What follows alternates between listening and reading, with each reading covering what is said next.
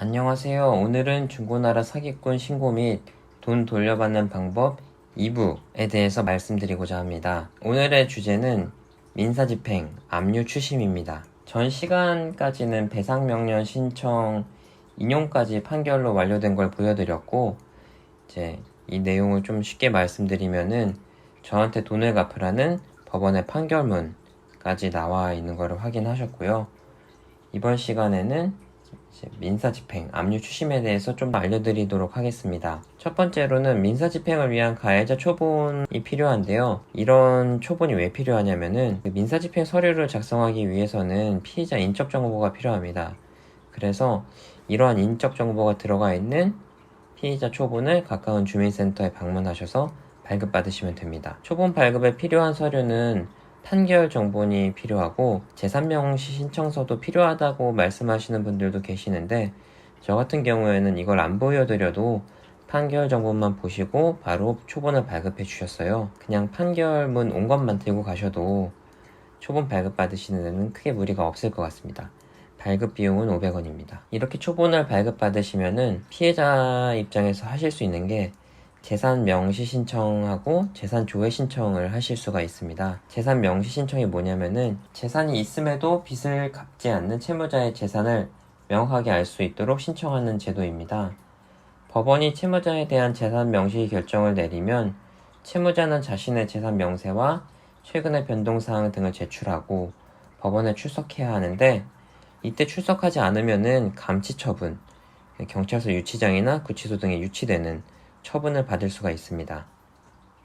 그리고 두 번째로는 재산 조회 신청이 있는데, 이거는 재산 명시 신청 절차를 거쳤음에도 불구하고 당사자가 재산 목록의 제출을 거부하거나 제출된 재산 목록만으로는 청구 사건 해결이 곤란하다고 인정할 경우 직권 또는 당사자의 신청에 의하여 조회가 가능합니다. 기관별로 5,000원부터 4만원의 조회 비용이 들기 때문에 이러한 비용들을 고려해서 피해자분들은 이제 재산 조회 신청을 하셔야 될 것 같습니다. 제 케이스를 여기서 좀 말씀을 드리면은, 저는 피의자가 20대 초반에 구치소에 있는 점을 고려해서 재산 명시 신청을 진행하지 않고 바로 채권 추심 및 압류 절차에 착수를 했고요.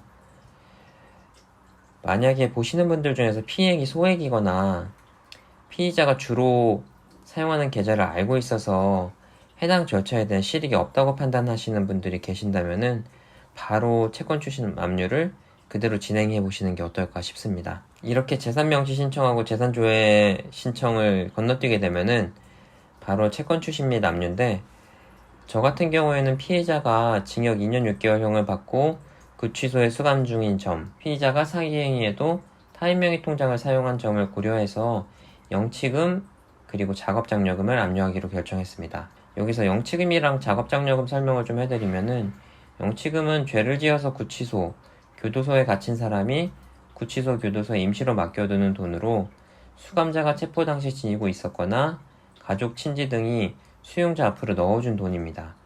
수용자는 교도소를 통하여 음식이나 물품을 구입하는데 이 돈을 사용하게 됩니다.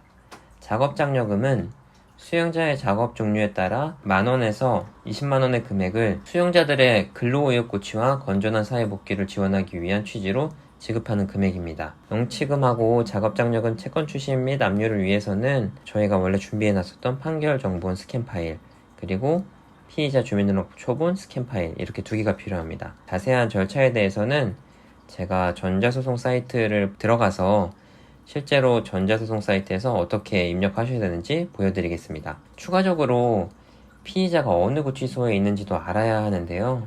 피의자가 이제 수감된 구치소는 판결문을 보내준 법원에 전화해서 어느 구치소로 이송됐는지 여쭤봤습니다. 그렇게 확인을 해보시면 될 것 같습니다. 전자소송 쪽으로 가서 다시 하겠습니다.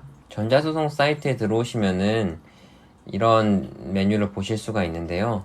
여기 서류 제출에서 민사집행 서류를 눌러서 들어오시고, 그리고 저희가 채권 추심 및 압류를 할 거기 때문에 채권 압류 등 눌러보시면은 채권 압류 및 추심 명령 신청서 칸이 있습니다. 이거는 전자소송 동의하냐라는 이제 문구인데, 저희 당연히 동의를 누르고 당사자 작성이죠. 대리인은 법무법인 쪽에서 작성하실 때 대리인으로 하시는 것 같고, 저희는 셀프 소송을 진행할 거기 때문에 당사자 작성을 누르겠습니다. 사건명은 자동으로 입력되니까 놔두고 청구 금액은 청구 내용을 적어준 다음에 입력하도록 하겠습니다. 저는 미리 청구 내용을 적어놨는데요. 잠시만 기다려 주십시오.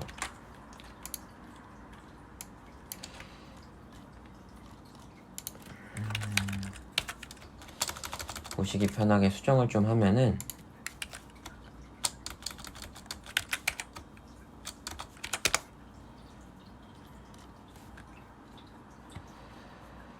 청구 내용은 집행력 있는 부산지방법원 서부지원 2018 고단 땡땡땡 사기사건 및 2020 초기 땡땡땡 배상명령 판결에 기초한 배상명령 채권의 원금 10만원 쉼표를 해야겠죠. 그리고 금 34,200원의 집행비용이 있는데 그 신청 첩부 인지대에는 3,600원, 이건 고정인 것 같고요. 송달료도 저는 피의자가 한 명이기 때문에 36,600원. 그리고 집행문 부여 신청 인지대는 민사소송을 진행했을 경우에만 이게 나오는 걸로 알고 있습니다. 그리고 제3채무자 진술최고서 같은 경우에는 금융기관이면은 이거에 대한 돈도 들어갈 텐데, 저희는 제3채무자가 국가기 때문에 이것도 영원으로 적어서 총 134,200원 134,200원을 청구금액으로 적어주도록 하겠습니다.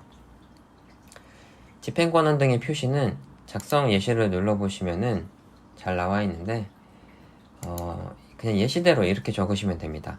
땡땡법원 땡땡 20 가단 20 여기에 땡땡이겠죠? 저 같은 경우는 2018 이렇게 뭐 자기 사건에 맞게 적어주시면 되고요. 제출법원은 저는 원래는 서부지원으로 냈었는데 부산구치소가 관할 법원이 동부지원이라고 합니다. 그래서 동부지원으로 내시면 됩니다. 저장을 눌러주시고요. 동부지원으로 내는 거는 그 피의자가 부산구치소에 수감돼 있을 때만 동부지원으로 내시는 겁니다. 당사자 입력을 누르시면은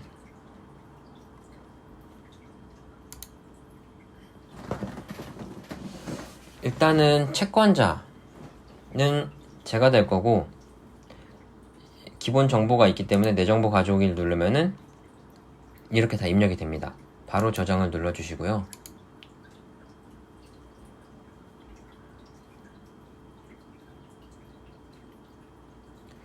그리고 채무자 자연인으로 두시면 맞고, 주민등록번호를 오늘이 11월 24일이니까 891124 이렇게 적어주도록 하겠습니다. 뒤에는 남성분이어서 그냥 1로 다 적어드릴게요. 당사자명 홍길동, 주소는 제 주소를 일단 적겠습니다. 이 주소는 그 피의자 초본을 보고 적으시면 됩니다. 피의자 초본을 보고 피의자 주소를 적으시면 되고, 당연히 주민등록번호도 피의자 주민등록번호 초본 보고 적으시면 되는데, 여기서 주의하셔야 될 거는 송달 장소가 저희는 그 위주소랑 다르겠죠? 왜냐면은 그 피의자는 지금 구치소에 있으니까 저희는 송달 장소를 좀 다르게 적어줘야 됩니다. 어떻게 적어줘야 되냐면요. 일단은 제 주소를 여기다 입력을 하겠습니다. 입력을 안 하면 넘어가지지가 않아서 제 주소를 입력을 하고, 여기 뒤에다가 그 송달 영수인의 그 해당 교도소 소장, 그러니까 저희 같은 경우에는 여기 뒤에다가 송달 영수인을 해당 구치소 소장, 그리고 그 피의자 이름까지 옆에다가 같이 적어주시면 됩니다. 어떻게 적어주면 소관 부산구치소 소장 수감자 홍길동 이렇게 적어주시면 됩니다. 이 문구를 적어주시면은 이제 그쪽에서 아실 수가 있을 것 같고요.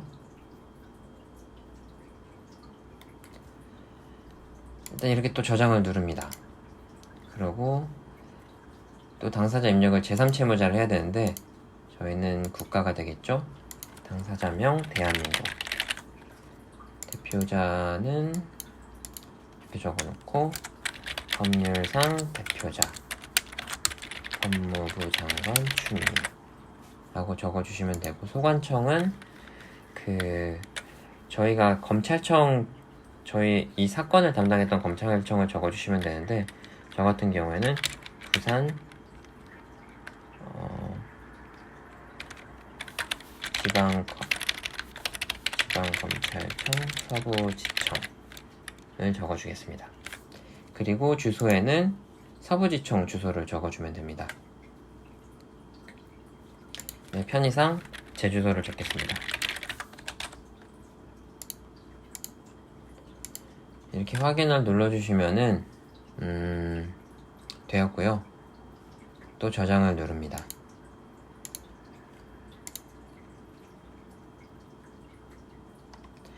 집행권한을 입력하라고 나오는데, 이렇게 들어가 보면은 이제 무엇이냐 라고 하면은 저희는 당연히 판결 정보이고 사건 번호로 입력해 주도록 하겠습니다. 저는 부산지방법원 서부지원 2018 9단 이었고,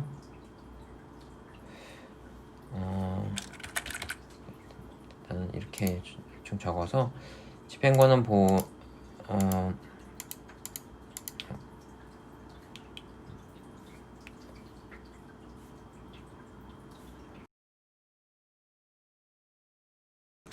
아무거나 입력하면 되는 줄 알았는데 그게 아닌가 봅니다. 여기서 식별번호 없음을 적어줘야 됩니다. 저희는 형사사건이라서 집행권한의 발급번호, 식별번호가 일단 없는 걸로 적어주시면은 다음으로 넘어갈 수 있습니다.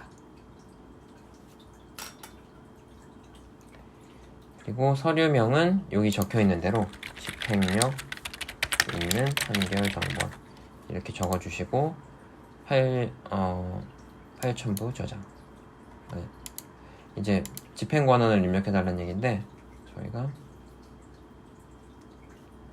집행권한을 넣어주도록 하겠습니다.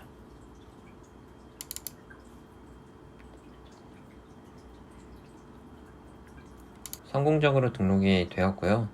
신청 취지는 입력되어 있으니까 저희 신청 이유에 대해서 좀 적어 보겠습니다.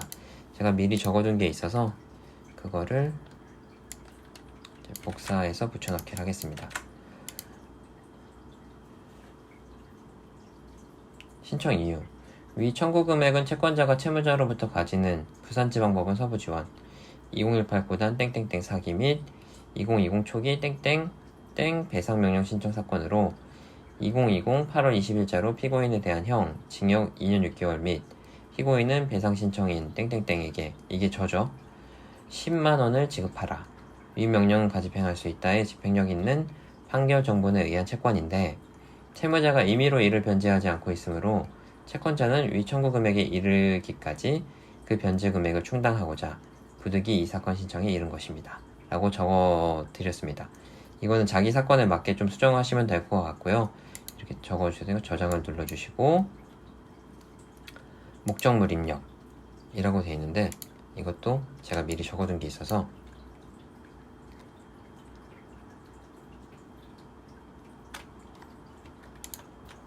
복사 붙여넣기를 하도록 하겠습니다. 목적물 입력은 청구 금액 134,200원 목록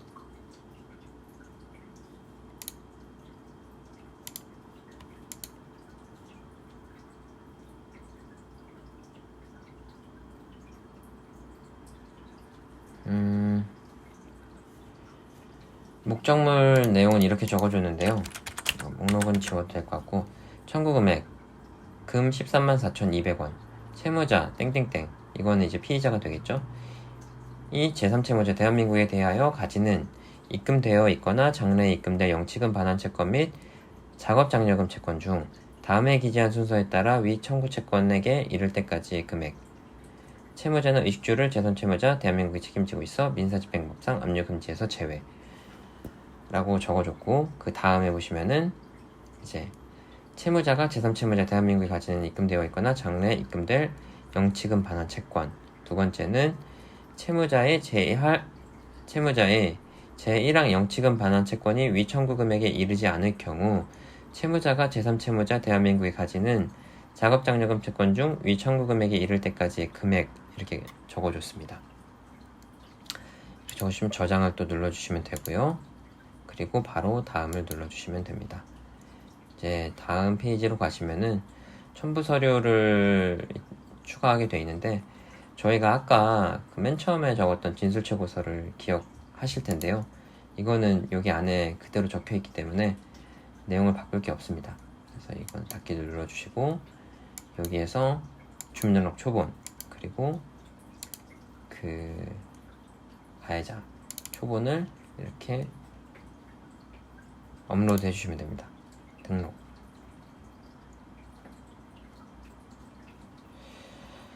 등록이 됐나요? 이제 됐습니다. 이제 돼서 여기 이제 등록된 걸 보실 수가 있고, 이렇게 되면은 작성이 이제 끝났습니다. 작성 완료를 눌러주시면은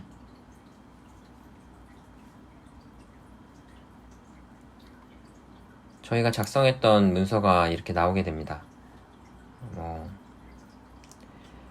문서를 한번 다 읽어보시고 혹시라도 뭐 수정해야 될 게 있는지 확인을 하신 다음에, 확인해야 될 게 없다 라고 보이시면은 모든 문서의 내용에 이상이 없음을 확인합니다.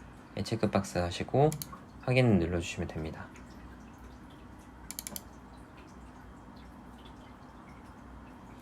그러면 저희가 아까 입력했던 것처럼 인지대가 3,600원 나왔고 송달료가 36,000원 나온 거를 확인하실 수 있습니다. 이 금액을 확인하시고 또 다음을 누르시면은 바로 납부하셔도 되는데, 일단 전 다음을 눌렀고요.